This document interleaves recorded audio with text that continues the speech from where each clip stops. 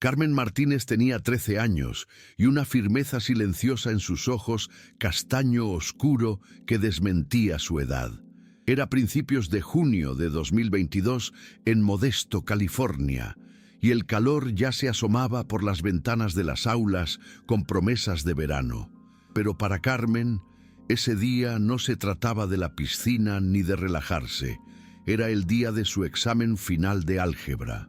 Llevaba la misma camiseta azul claro que usaba en los días importantes, cuidadosamente doblada por su madre la noche anterior. Elena, su madre, era una ex profesora de Ciencias Sociales en México y ahora trabajaba en un centro comunitario local. Llevaban una vida sencilla, sin lujos, pero llena de libros, cuadernos garabateados y conversaciones inteligentes alrededor de la mesa.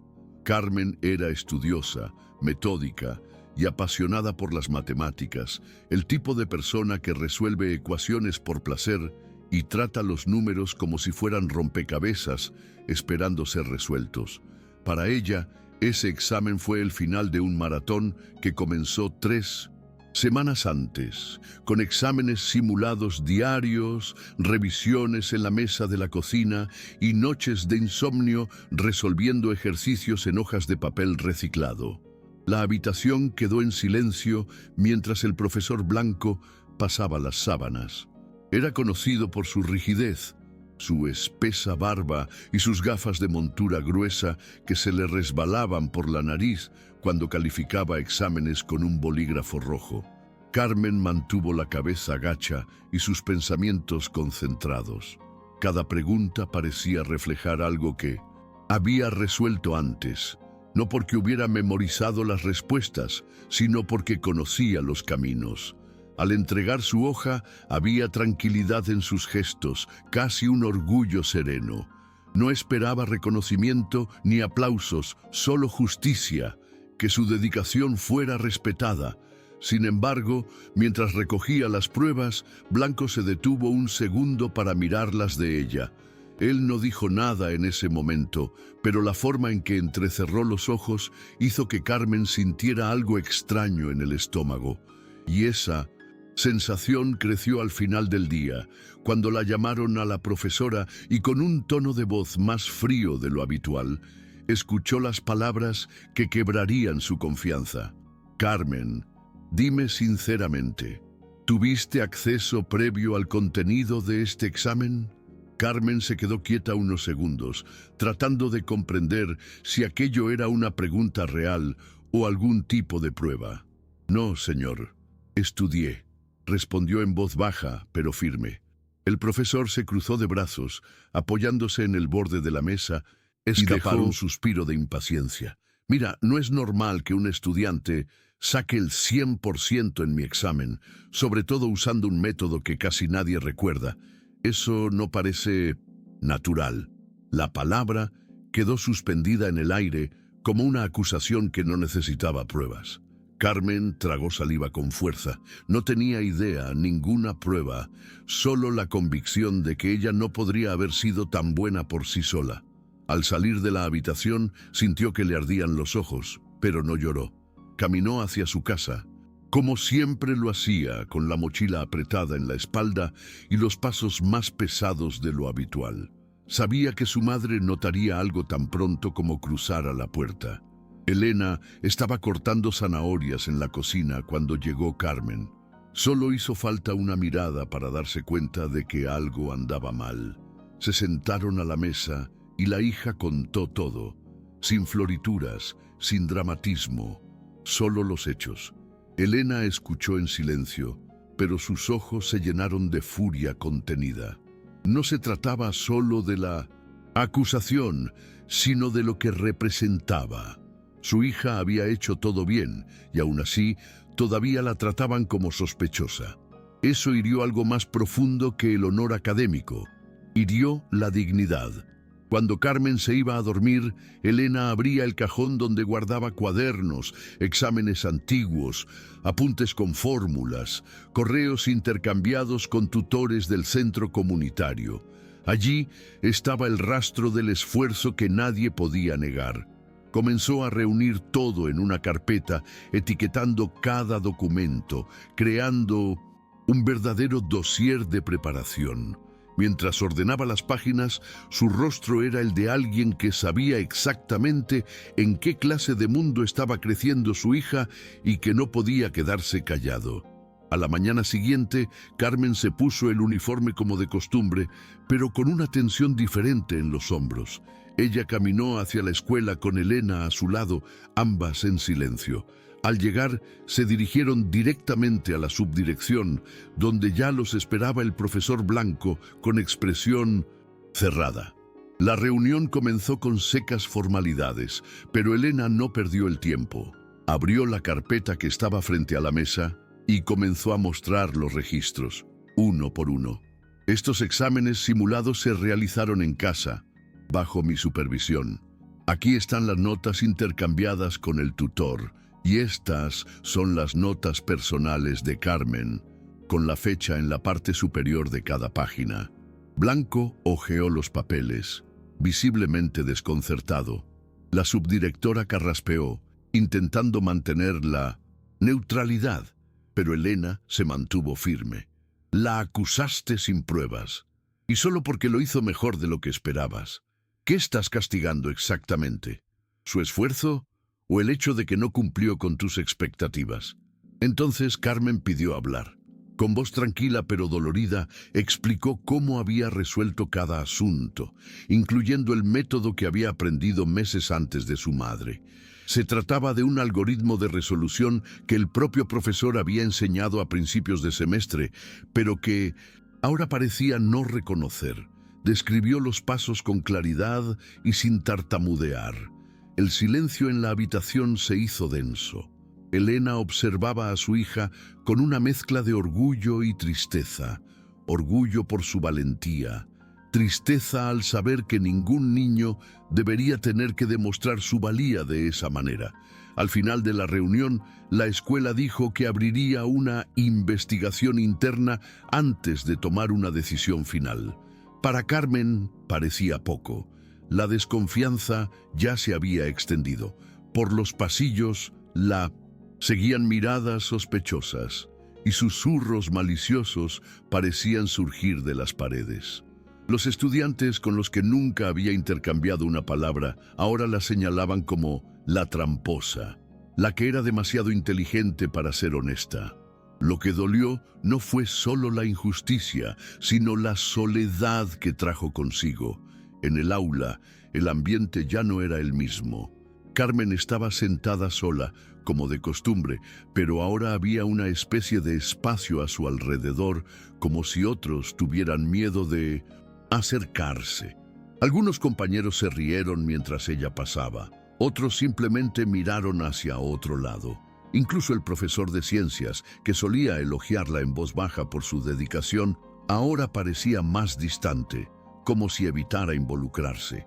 Carmen aguantó en silencio, escribiendo más de lo necesario en los ejercicios, entregando sus trabajos antes de la fecha límite, intentando demostrar cada minuto que no era un fraude.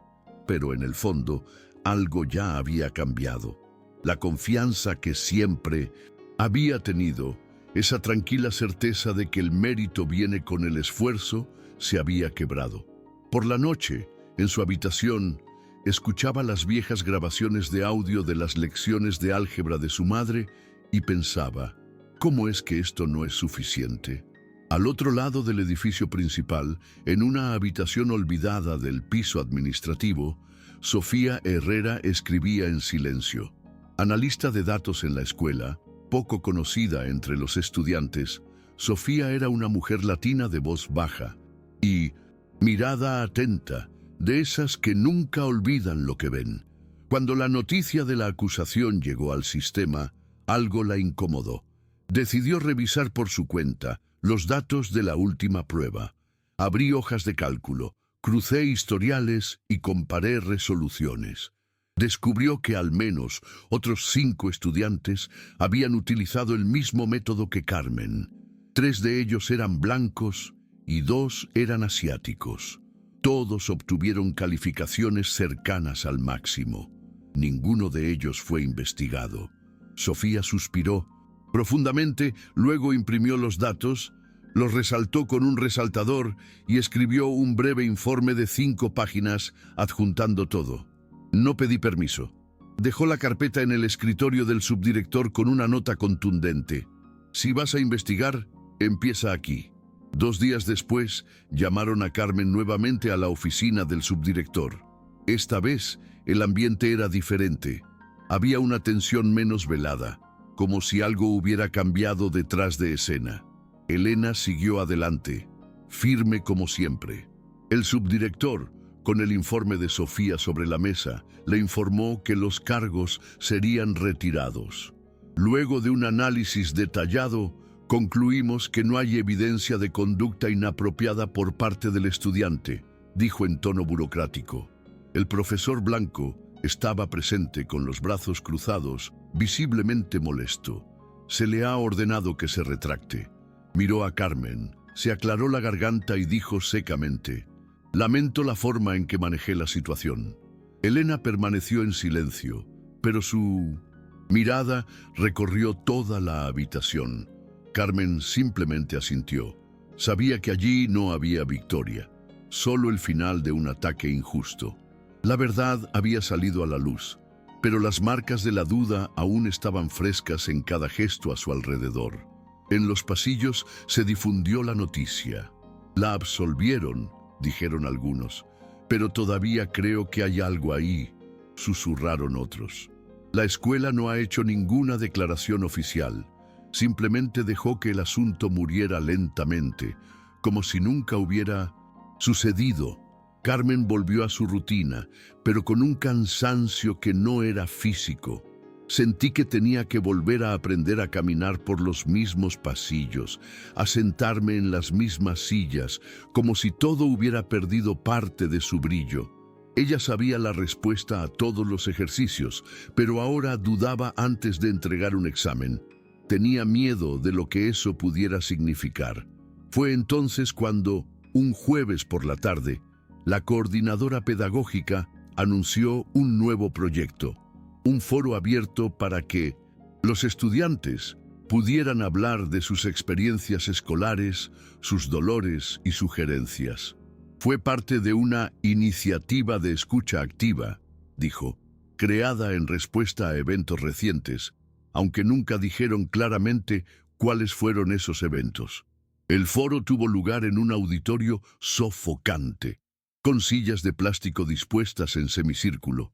Estuvieron presentes profesores, estudiantes, algunos padres de familia y miembros de la administración. Carmen se sentó en la tercera fila, al lado de su madre, quien le sujetó la mano firmemente. Durante casi una hora, escucharon diferentes informes, quejas sobre el almuerzo, elogios a algunos profesores, quejas sobre el sistema de pruebas. Pero entonces, una estudiante de segundo año, una chica negra llamada Kendra, se puso de pie y dijo: «A veces sientes que tienes que cometer errores para encajar, porque si te equivocas demasiado, nadie te creerá». El silencio cayó pesadamente. Carmen sintió que su corazón se aceleraba. Las palabras de Kendra parecían transmitir todo lo que ella misma había estado tragando en silencio. Y fue en ese momento, con el corazón latiéndole con fuerza en la garganta, que se puso de pie. Caminó hacia el frente de la sala sin mirar a nadie. El micrófono temblaba en su mano, pero su voz salía firme. «Me llamo Carmen Martínez. Me acusaron de hacer trampa porque saqué una nota perfecta en un examen, no porque me vieran haciendo trampa, sino porque pensaron que no podría haberlo hecho sola». Las palabras salieron lentamente, como si cada una tuviera que atravesar un muro de dolor antes de tomar forma.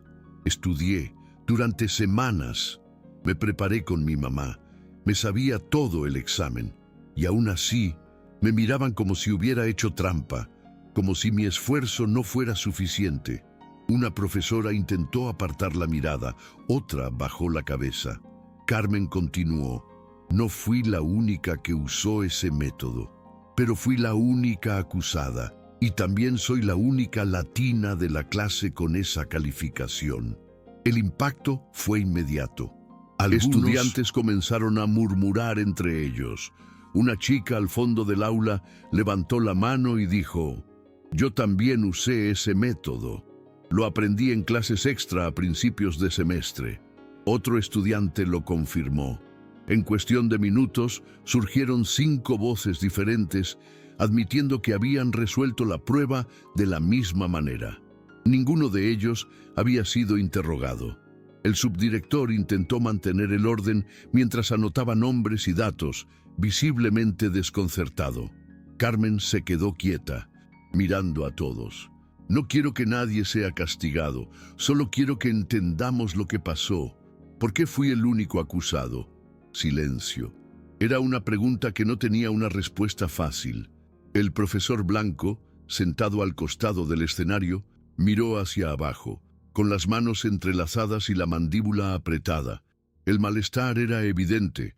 Por primera vez, las palabras de un estudiante habían desestabilizado la falsa neutralidad que la escuela tanto valoraba mantener. Al final de la reunión, el director, que hasta entonces no había hablado, pidió hablar. Agradeció a todos por su valentía, especialmente a Carmen, y anunció que el colegio se comprometerá a realizar cambios estructurales. No fue una promesa vacía. Habló de revisar los protocolos de evaluación, invertir en capacitación sobre sesgos inconscientes para docentes y crear canales seguros de denuncia para casos de discriminación. Elena, que escuchaba todo desde la tercera fila, apretó con fuerza los ojos para contener las lágrimas.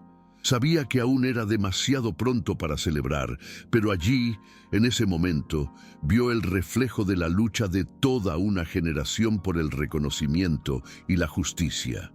Carmen regresó a su asiento entre tímidos pero sinceros aplausos. Se sentó junto a su madre, quien le susurró al oído: «Hoy fuiste más grande que todo esto». Carmen no respondió. Simplemente respiró profundamente y por primera vez en semanas se sintió ligero. En los días siguientes, la atmósfera en la escuela comenzó a cambiar lentamente. Los profesores comenzaron a mirar a Carmen con más respeto y algunos incluso se disculparon, no por las palabras que dijeron, sino por sus ausencias. Los estudiantes que antes susurraban ahora se acercaban a ella en silencio, dejando notas o mensajes cortos en sus cuadernos: «Fuiste valiente» o «Gracias por decir lo que nunca tuvimos el coraje de decir». Carmen todavía se sentía retraída, pero algo dentro de ella se había reorganizado. Ella ya no soportaba la carga de demostrar su valía. Ella simplemente era. Volvió a estudiar con más calma, aunque todavía más atenta a las miradas que la rodeaban. Sabía que los prejuicios no desaparecerían de la noche a la mañana, pero ahora, al menos, eran visibles, y eso marcaba la diferencia. Ese viernes, durante la clase de matemáticas, el profesor Blanco entró al salón con la mirada baja. En silencio, colocó un sobre en el escritorio de Carmen. Dentro había una carta. Explicó cómo había revisado su postura, cómo reconoció su error de juicio y cómo se avergonzaba de haber dejado que sus propios prejuicios hablaran más fuerte que su responsabilidad como educador. «No espero que me perdones, pero quiero que sepas que aprendí de ti», decía uno de los fragmentos. Carmen dobló cuidadosamente el papel, lo guardó en su mochila y continuó con la clase. No se trataba de perdonar. Se trataba de seguir adelante sin cargar con el peso de los errores de los demás. Al salir, se detuvo unos segundos frente a la pizarra, donde estaba escrita una ecuación compleja. Lo resolvió en silencio, sola, y salió de la habitación con la cabeza en alto. Más tarde esa tarde, Carmen y Elena pasaron por la biblioteca del centro comunitario donde trabajaba su madre. Era un lugar pequeño, con estanterías viejas y olor a papel viejo, pero para ellos siempre fue un espacio sagrado. Carmen escogió un nuevo libro de álgebra avanzada, un desafío más allá de su nivel de grado, y se sentó en la mesa de la esquina donde había estudiado desde 1900, que tenía 8 años. Elena observaba desde lejos, sintiendo un orgullo silencioso llenar su pecho. No por el talento de su hija con los números, sino por la determinación con que afrontó la injusticia. Ella sabía que la lucha de Carmen ese día no era solo suya. Fue la lucha de muchas niñas que crecen escuchando que son demasiado, que necesitan explicarse, que no pueden hacer nada mal o bien sin que alguien las cuestione. El lunes siguiente, la escuela lanzó oficialmente el primero de sus foros mensuales de escucha activa. En la entrada un cartel decía: "Toda voz merece ser escuchada, cada historia respetada". Carmen no quiso participar en la segunda reunión. Prefería ir a la sala de lectura y perderse entre los libros. Ese día, sin embargo, un estudiante asiático de 3er año se le acercó en la salida. «Me has allanado el camino, gracias», dijo, antes de correr hacia el autobús.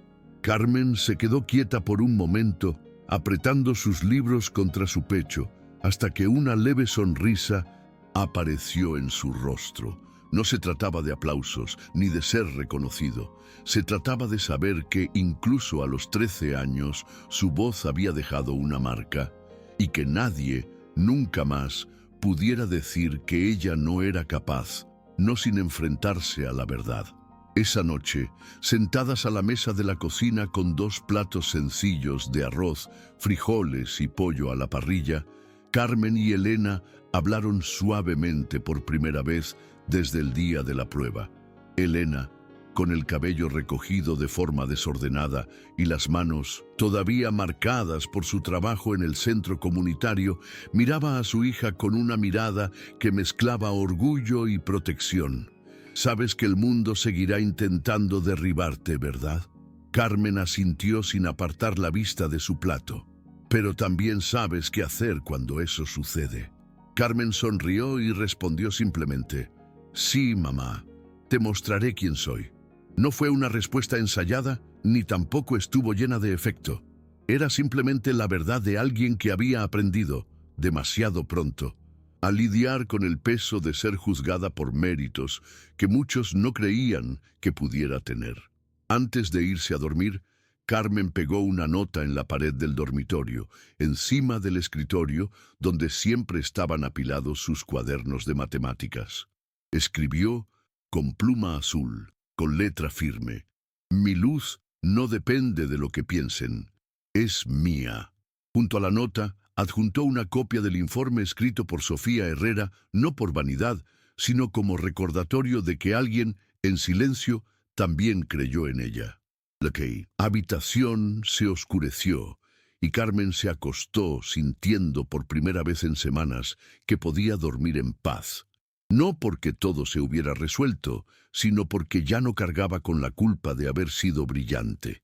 A la mañana siguiente, como siempre, sonaría el despertador y ella regresaría al colegio con su mochila, sus cuadernos y, sobre todo, su dignidad. Porque ahora lo sabía. Cuando volvieran a dudar de ella, y lo harían, sabría cómo responder.